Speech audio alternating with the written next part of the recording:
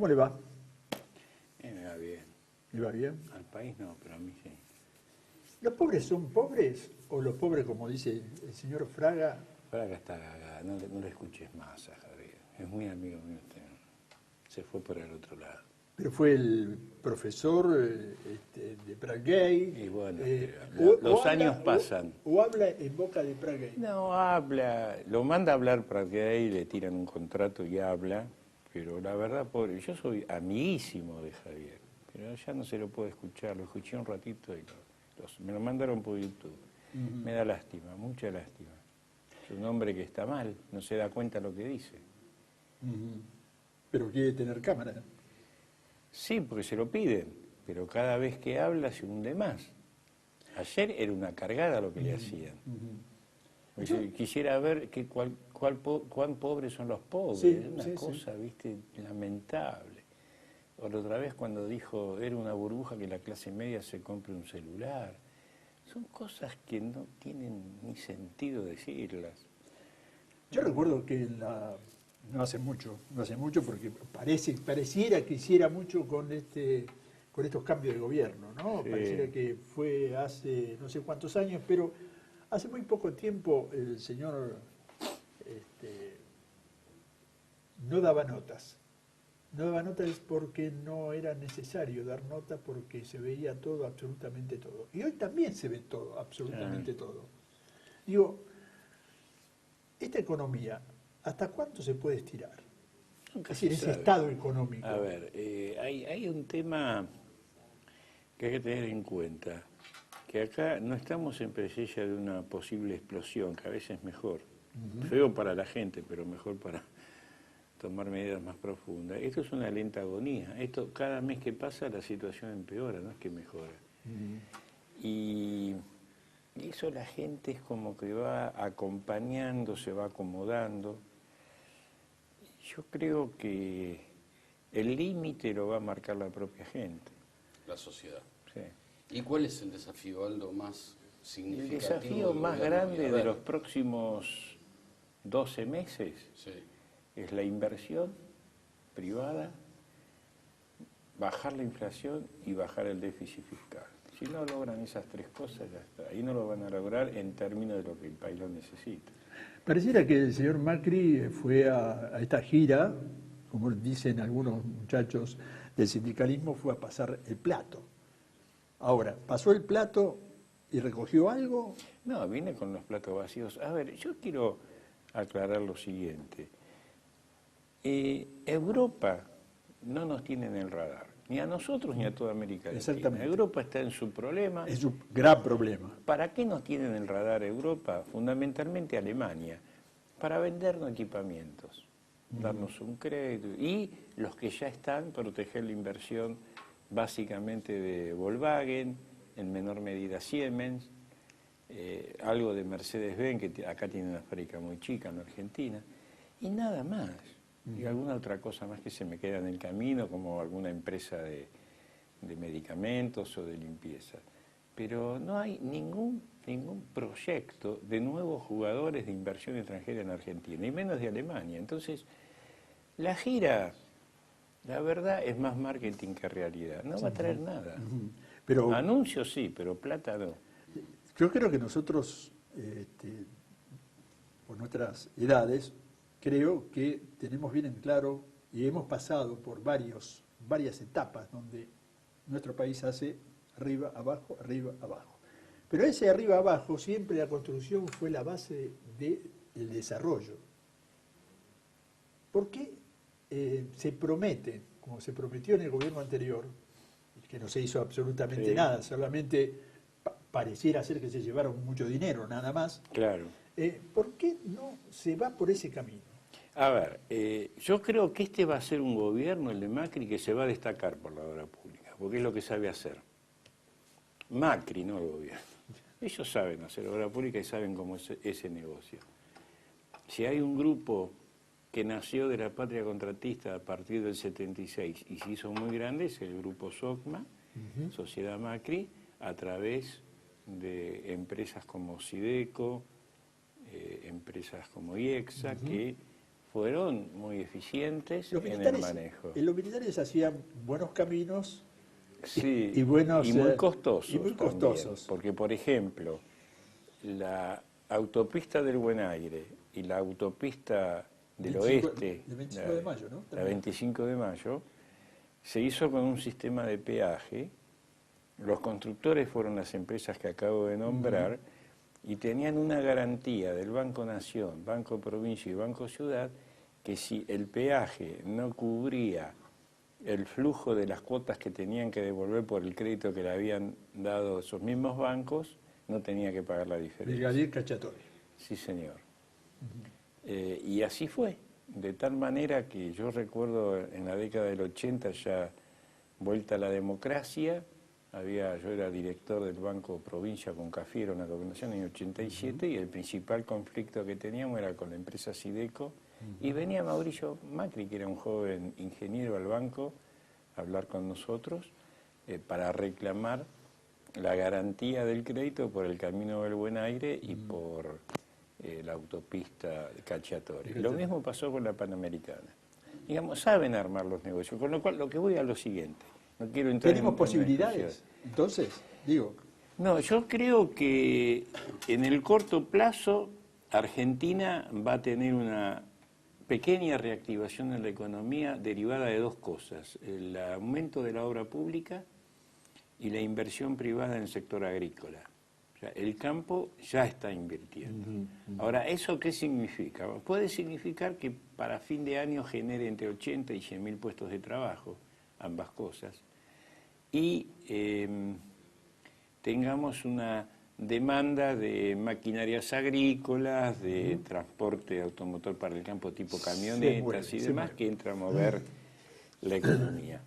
Ahora, eso es una incidencia del 1 o 2% del PBI, no más. O sea, no más que eso. No más que eso, porque es lo que puede mover la obra pública. A ver, la obra pública, si vos ves los presupuestos de la nación, significan entre 10 y 12.000 millones de dólares por año. Es lo que se invierte todos los años en obras públicas. Eso significa el 2% del PBI, pero es parte de la historia. Es posible que el gobierno de Macri, endeudándose y emitiendo moneda, aumente el volumen de obra pública. Van por eso, van a intentar hacerlo. Eso es el objetivo. más endeudamiento. Sí. Bueno, de hecho, les tengo que dar una muy mala noticia sobre el endeudamiento. Se estima el 30 de junio que la deuda neta externa de la Argentina está en el 50% del PBI, muy por encima del 42% que teníamos en la crisis del diciembre de 2001. Este incremento de la deuda externa viene de la mano del arreglo con los holdouts, viene de la mano del arreglo en su momento que hizo el anterior gobierno con el Club de París, el endeudamiento por quedarse con Repsol, más el endeudamiento que se tomó este año para cubrir necesidades del fisco, inclusive las provincias que también se endeudaron. Aldo, hace un momento dijiste, separaste con relación a la obra pública Macri y el gobierno. O sea, Macri quiere y el gobierno lo separaste. ¿Por qué?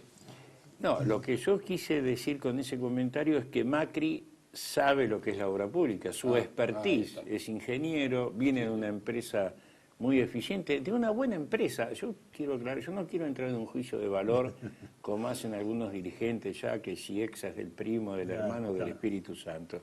Lo que quiero decir, porque los conozco, inclusive su papá, Franco Macri, es un excelente empresario, lo conozco muy bien de la actividad empresarial y profesional.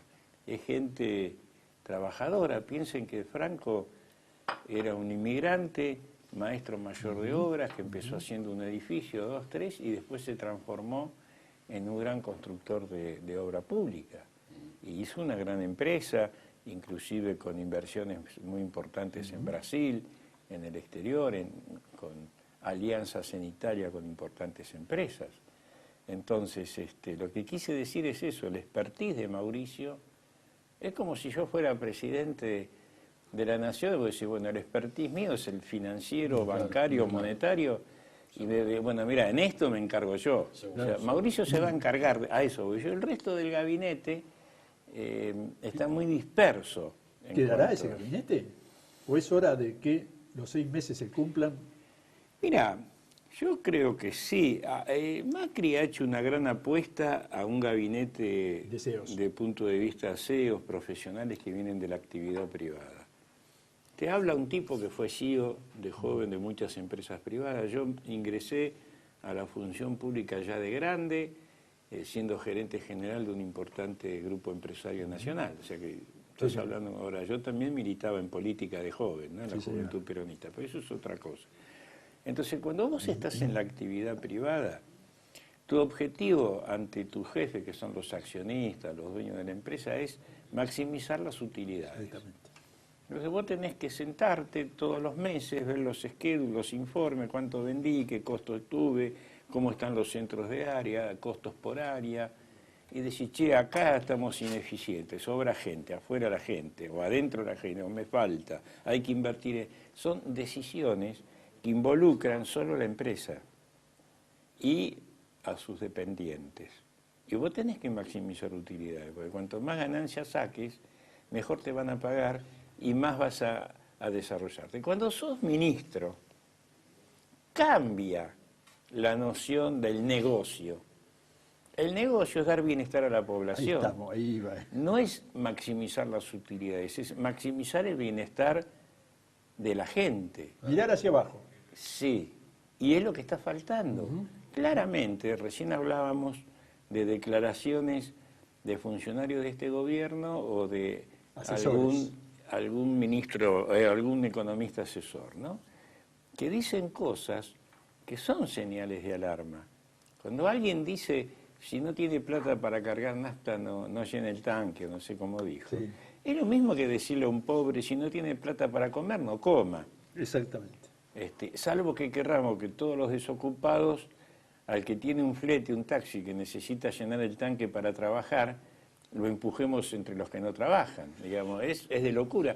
O decir a alguien muy importante, funcionario nacional, yo tengo plata afuera y no la voy a traer. Es un cachetazo. ¿Puede haber rebelión popular? Y cuando hablo de rebelión popular quiero que esto se entienda de una manera pacífica. Estoy haciendo una figura. La rebelión popular puede llegar de no tengo para pagar. Sí. Bueno, suele haber, y de hecho algo comenzó a aparecer, que es la rebelión fiscal.